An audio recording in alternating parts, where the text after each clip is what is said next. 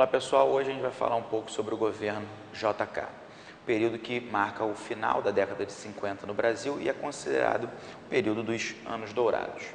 Esse termo ele é empregado por conta de vários eventos que vão marcar o governo de Juscelino. A primeira grande marca do governo de Juscelino Kubitschek é a estabilidade política.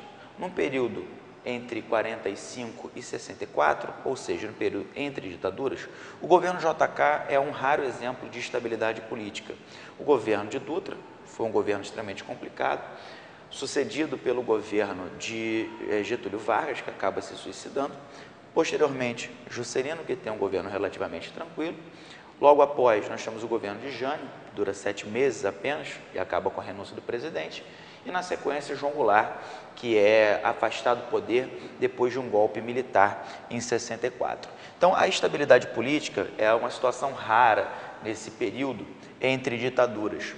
E é construída pelo Juscelino graças a uma série de alianças que o presidente vai construir com segmentos de oposição, minimizando, então, as rivalidades políticas e criando uma certa estabilidade para o seu governo. Inclusive alianças feitas com os próprios segmentos militares, que não estavam muito de acordo com a sua posse, depois da eleição. Além disso, outro elemento que contribui para a estabilidade política do governo Juscelino é o crescimento econômico.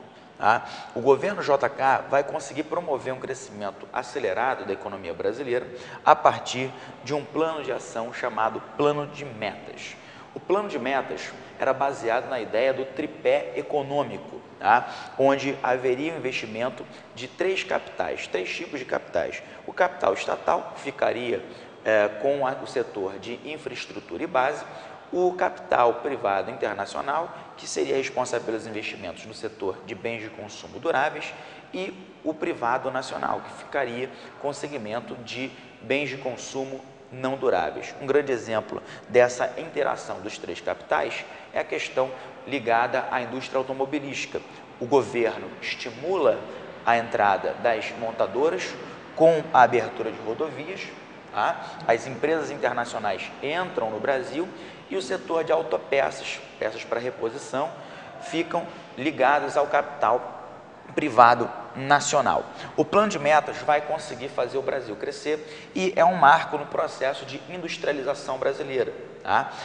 Isso gera um certo clima de euforia, principalmente nos centros urbanos brasileiros, junto à classe média, que passa a ter acesso aos bens de consumo e numa escala um pouco maior.